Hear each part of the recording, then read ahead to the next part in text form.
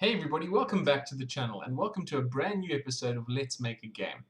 Now, I know it's been a little bit of a sort of a while since we've had a full-fledged version of a Let's Make a Game episode, but here we are, we're back again.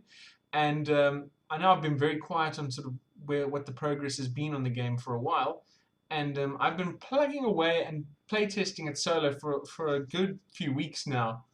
And what I came to the conclusion of is that for what I was going for wasn't really kind of gelling together in the way that I wanted it to, for a number of reasons. First of all, the number of sort of things that you need to think about with the rotation of the individual counters became very, very fiddly and very, very difficult, and a lot of sort of unnecessary bookkeeping.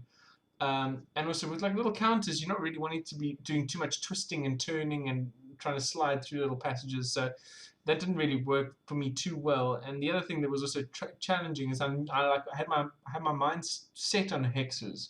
And hexes just don't really work that well for some of the interior stuff that I've been wanting to do. So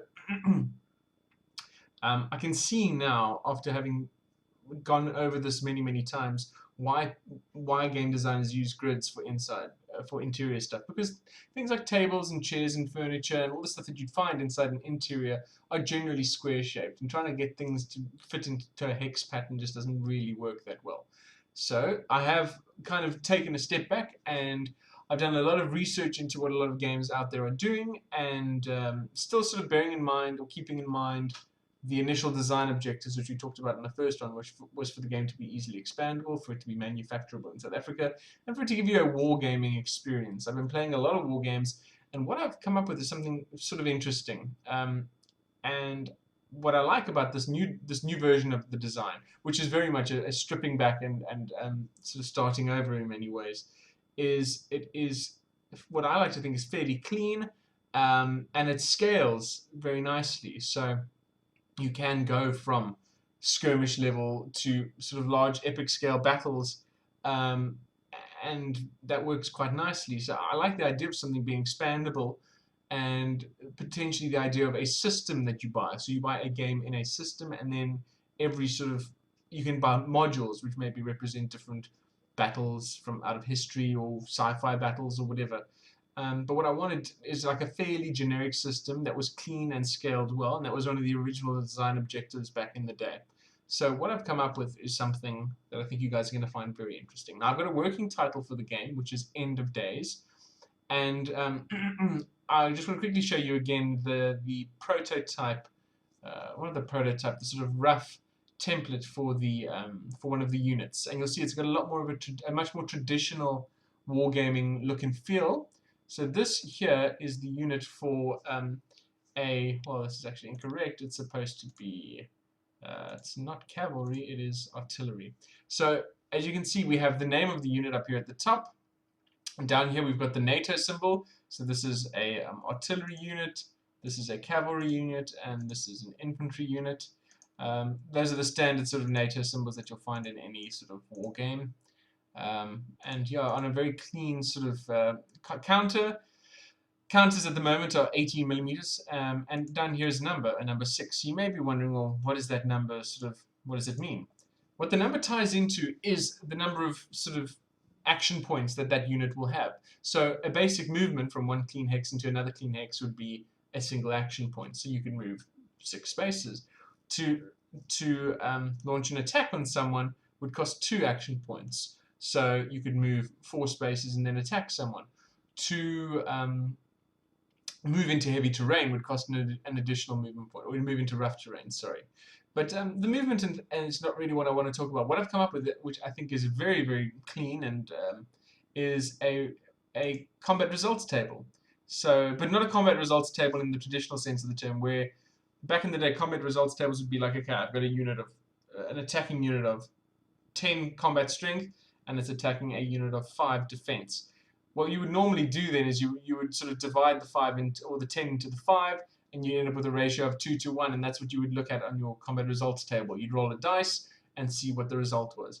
I wanted to eliminate any of that kind of maths that was taking place on the counters. I wanted to reduce the number of numbers on the counters as far as possible. And I mean, that little number 6 for the action points Let me just bring it up again. Little number 6 on the action points could easily be substituted for 6 little dots or 6 little stars. You could abstract this out to the point where it was basically completely devoid of any numbers or anything, which I think would be nice. So I've shown you the idea for the counter, which is, I mean, there's nothing too exciting. I mean, in the final thing, there'll be artwork on it and that sort of thing. What I'm really, really excited about is this combat results table. So let me show you what I have in mind and how it works. Okay, so this is proper grognard stuff. So this is the end of days. Like I said, that's the working title because I want it to be sort of post-apocalyptic themed. And before we get into that, I'm just talking about the post-apocalyptic stuff. I want to have in the game, you're also setting up supply chains and there to be production and a little bit of resource management as well as the sort of standard punching each other in the face war game stuff. But anyway, back to the CRT. So here's the combat results table. As you can see, you've got numbers from 1 to 12 up here at the top, and this represents the attacker's value, and you've got 1 to 12 down here for the defender's value. And there's a bunch of things on the grid here. So you've got these little black dots that basically mean nothing happens. You've got DR, which means defender retreats. You've got DD, which means defender defeated. You've got AR, which means attacker retreats. And you have AD, which means attacker defeated. So let's take a look at where we get these numbers from. So I've put a little table here together, and I quite like the look of this because it just looks like a proper good old GMT war game, which I love. So we have our CRT resolution process. We roll a d6, so the attacker and the defender will roll a d6. Then we apply modifiers to the dice result, adding and subtracting. And then we just literally take our final number and we compare where the attacking value and the defense value interject. So if I have an attack that has a final result of 9 and the defender has a result of 4, we look at where the two intersect, and that means the defender then in that case would be defeated.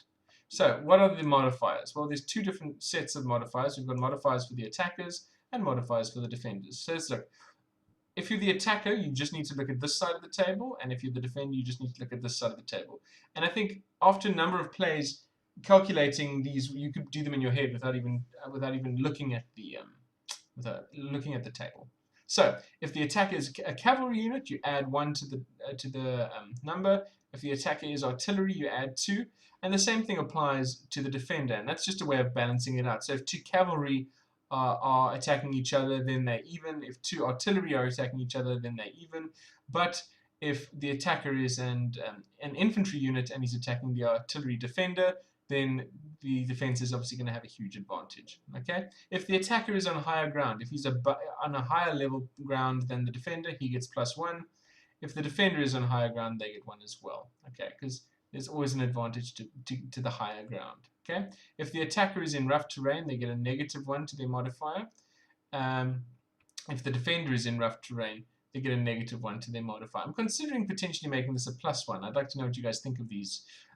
For every supporting unit up to a maximum of 2, and this applies to both, they will get +1. And if the attacker is in poor weather, they'll get a -1. And if the defender is located in a friendly city, like a fortified city, they'll get a +1.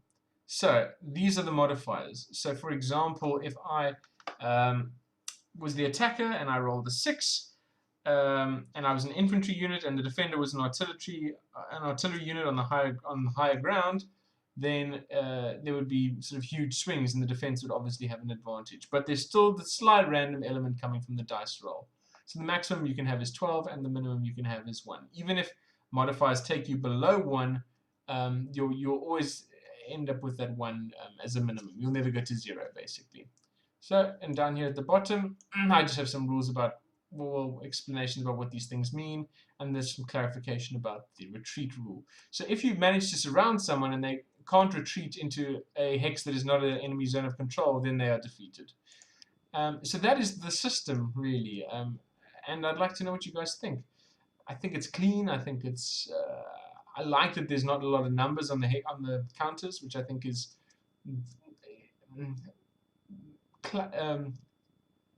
Cluttered is the word. I think there's the potential for the things to be a little bit too busy, maybe.